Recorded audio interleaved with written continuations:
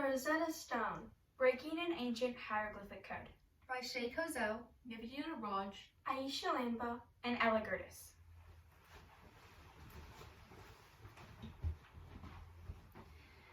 When the Rosetta Stone was first discovered by Napoleon's soldiers in 1799, near the town of El Rashid, it was immediately known that the stone could be the key to the lost culture of Egypt.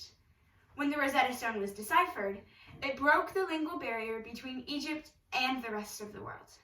Without the stone, Egyptian history would have remained a mystery.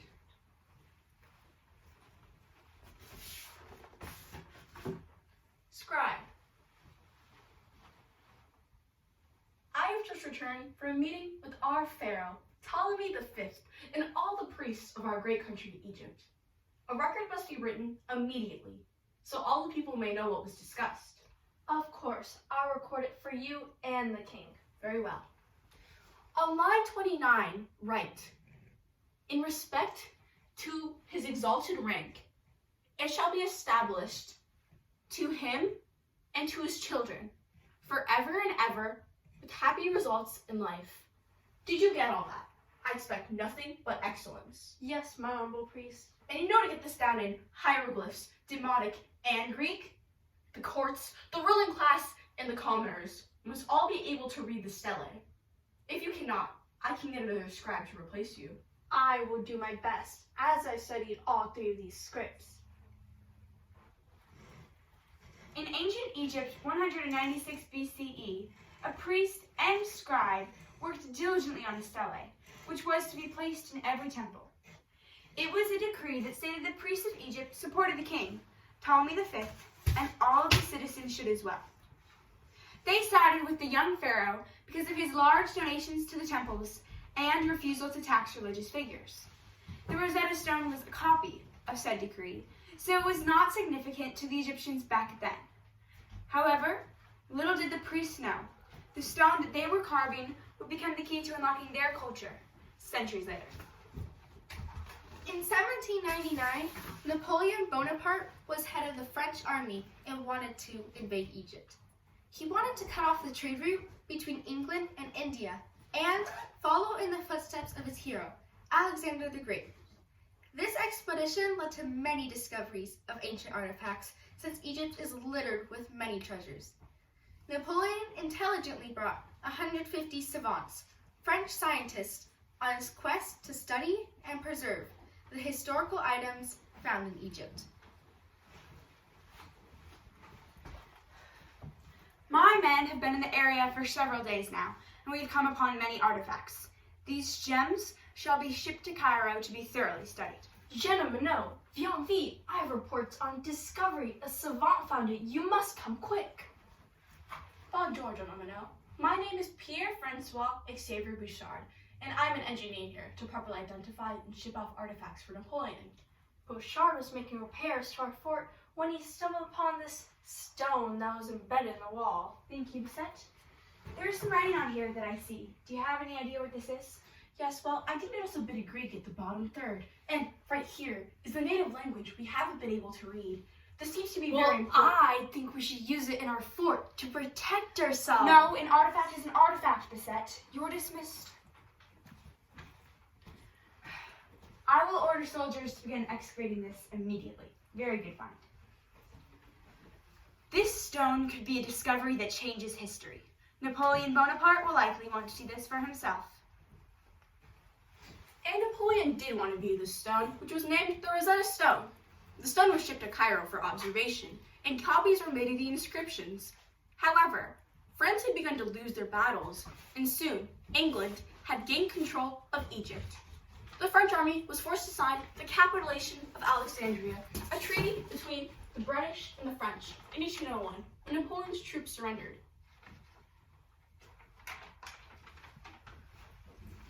On Article 16 of the treaty it states, the Arabian manuscripts, the statues, and the other collections which have been made for the French Republic shall be considered public property and subject to the disposal of the generals of the combined army.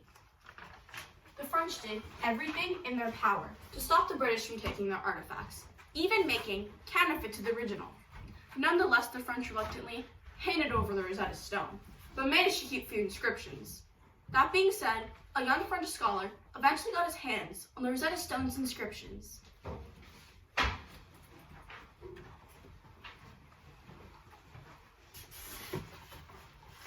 Jean-Francois Champollion had been sent to Académie de Grenoble with his older brother, Jacques-Joseph, to study at the age of 10, where he fell in love with languages like Greek and Coptic.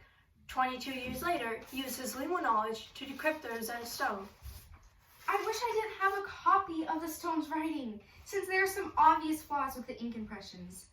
The British refused to give me the proper inscriptions, even though they claim they are working with the same ones. I have the qualifications from Collège de France, but they still do not respect me. As Champollion was working on the Rosetta Stone's inscriptions, a rival of his was also trying to crack the code. An Englishman, Thomas Young, uncovered the importance of cartouches, which is how the name of a royal member is expressed in hieroglyphs. Champollion despised Young since he denied Champollion's request to see the real stone and was his main competition. I think I may have found something. A sun symbol, like this, corresponds to the Egyptian word Ra, or sun, which forms the beginning of the word Ramses, an Egyptian sun god. This means that hieroglyphs are primarily a phonetic language. Haha, Young will be jealous. Before Champollion knew hieroglyphs were a phonetic language, he had a lot of trouble in decoding the Rosetta Stone. The false belief was that hieroglyphs stood for symbols of words. For example, it was thought that an inscription of a falcon would translate to a falcon. He was the first to present that this idea was incorrect. Oh, Lavash, I think I have figured it out. I must go see my brother at once.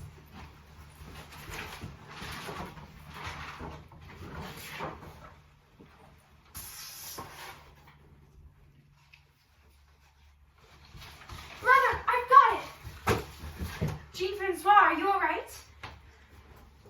Champollion, after working for many days straight, fainted in exhaustion. He was forced to stay in bed for 5 days, forbidden to continue his work. That being said, Champollion didn't listen to his brother's pleas to rest.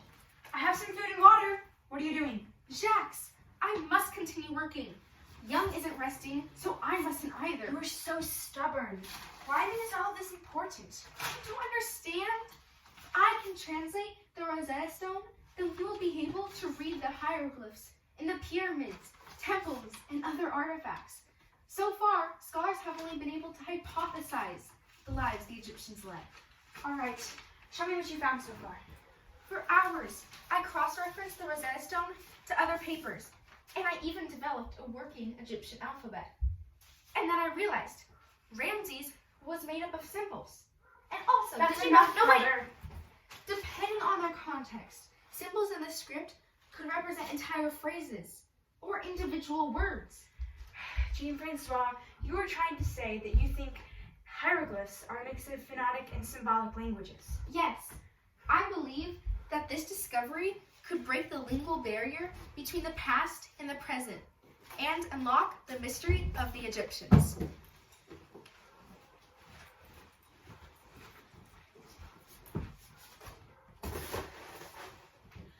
The Rosetta Stone is still significant to this day.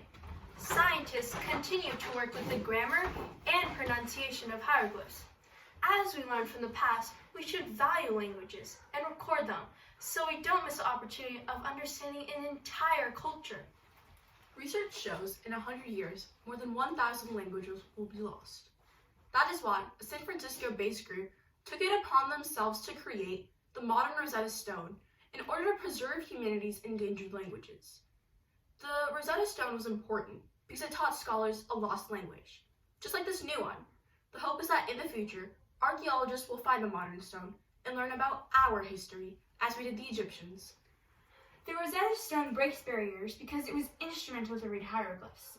This discovery led to many others and was the main piece in decoding the language of the Egyptians. When the stone was first crafted, the importance of it could have never been predicted.